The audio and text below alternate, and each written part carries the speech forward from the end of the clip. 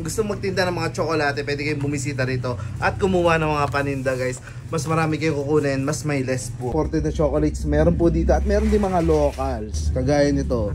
Mga chocolitos, available po yan. Sweet and salty dilis, ayan.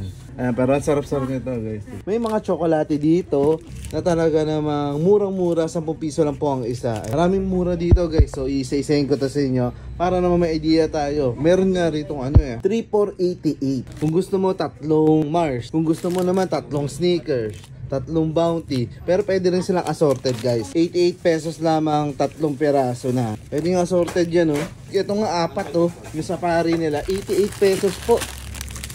Ayan 4 na pirasong safari. Kami M&M's dito. Pero yung ganito pong size, 3 po nito is 118 pesos. 3 na po yan. Ayan, kung marami kang anak halimbawa, ayan, pwede mo sila mabigyan dahil ang 3 piraso po nito ay 118 pesos. Magandang pampasalubong yung mga tsokolate na to. So napakarami rin pepero dito guys. Mas marami ang kanina. Ang bilis na ubos. Grabe. Ito yung mga pinagkukuha ng mga tao. Paano ba naman? Ang 3 po niyan is 108 pesos. Pwede kang assorted.